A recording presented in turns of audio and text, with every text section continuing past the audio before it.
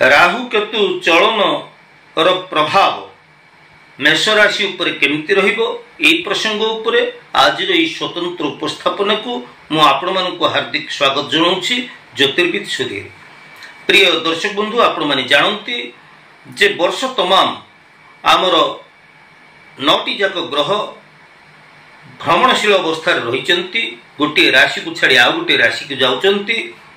एई निकट अतीत रे आपणकर बृहस्पति चलन होते, शनि चलन होते, एबे राहु केतु चलन होउचंती। तेबे जितेबाला राहु केतु चलन कथा आसुची आम मन रे प्रश्न आसुची आम राशि पई राहु केतु शुभ फल प्रदान करिवे ना अशुभ फल प्रदान करिवे।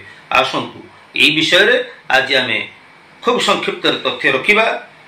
29/5/2025 29 मे 2025 ए दिन रात्र 1:18 समय पूर्वाभाद्र नक्षत्र कुंभ राशि को राहु चलिबे।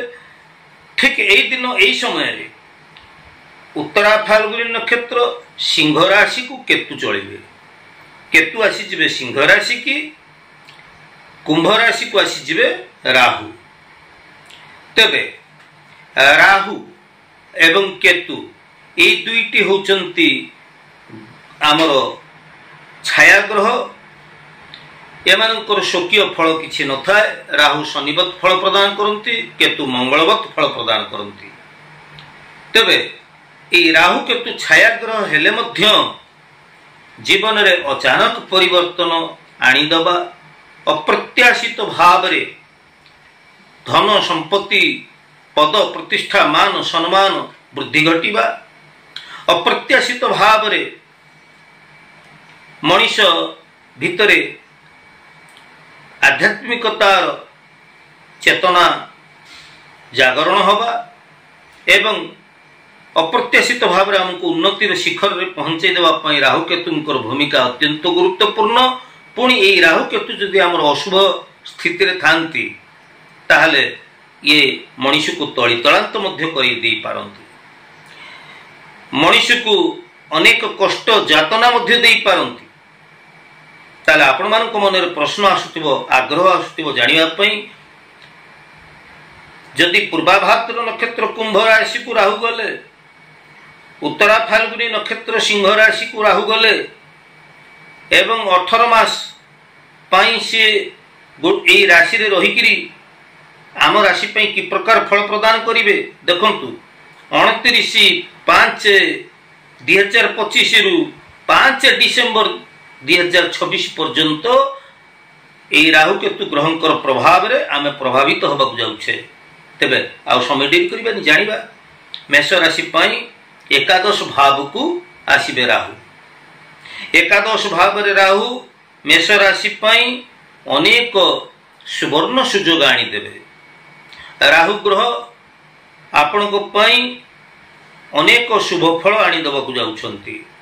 धन संपद वृद्धि हवा, विभिन्न सूत्रु आयर मार्ग उन्मुक्त हवा, आपणकर दीर्घ दिन रखिबा महत आकांक्षा बा आशा अभिलाषा पूर्ण हवा एवं समाज रे मान सम्मान पद प्रतिष्ठा लाभ करिबा, यशस्वी हवा, ए सब गुड़िक शुभ प्रभाव गुड़िक राहु आपण को दबा को जाउछंती। तेबे केतु ग्रह को कथा जदि हम विचार को नबा ताले आपण को राशि पई केतु पंचम भाव को आसी जाउछंती। पंचम भाव रे केतु आपण को जदिओ शुभ फल देबे नहीं, किंतु ए दिन ए जे मु कहिली 29/5/2025 रात्र 1:18 समय रे आपण को राशि रे जेतेबेले उत्तरा फाल्गुनी नक्षत्र सिंह राशि को जाउचंती केतु, सेतेबेले आपण को राशि पई चंद्र चलन शुभ हेतु आपण मध्य केतु ग्रह को द्वारा शुभ फल प्राप्त हेबे।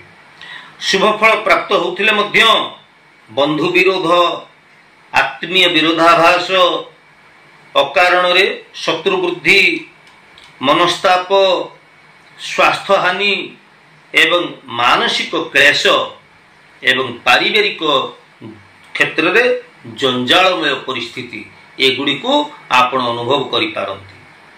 तेबे राहु आपणक पई अनेक शुभ फल आनी देउथिला बेले आपणकर केतु विशेष शुभ फल आणु नाहंती, तथापि शुभता भितर केतुंक ठारू आपणकर चाकरी क्षेत्र में आपणकर पदोन्नति घटिबो, व्यापार वाणिज्य आपणकर भल चलिबो, लोक संपर्क आपणकर भल रहिबो, विभिन्न सूत्रु केतु ग्रह आपणको आमदानी कराइबो एवं आपण विद्यार्थी मानक पई केतु ग्रह मध्ये शुभ फल प्रदान करिवे।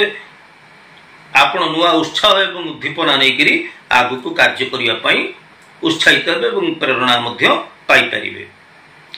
तबे केतु ग्रह शुभ अशुभ फल संपर्क में मु सम्यक तथ्य रखिली। राहु ग्रह तो आपण पई शुभ परिणाम आनी दबाकु जाउछंती। तबे दर्शक बंधु खूब संक्षिप्त रे आज वीडियो रे मु आपण को आगे रखिली राहु केतु चलन प्रभाव आपण को राशि पे किभଳି प्रभावित करिवे। तबे प्रिय मेष राशि व्यक्ति विशेष ज्योतिष वास्तु एवं धर्म विषय को मोर ऐतिहासिक चैनल को आपण जदि नुआ करी विजिट करिसेंती, नुआ नुआ वीडियो पाइबा पई आपण निश्चित भाव में सब्सक्राइब करेंगे, मोर वीडियो को लाइक करेंगे और शेयर मध्य करेंगे। तेज आज तो समय ही जाइए, आम पुणी परवर्ती अध्याय रे एमती ज्योतिष वास्तु एवं धर्म विषयक विभिन्न प्रकार उपाय विषय को नहीं आसुवा कथा आलोचना करुवा से पर्यंत मत विदाय दिंतु। आपणकर सुचिंतित मतामत अपेक्षा मु ज्योतिर्विद सुधीर। जय जगन्नाथ।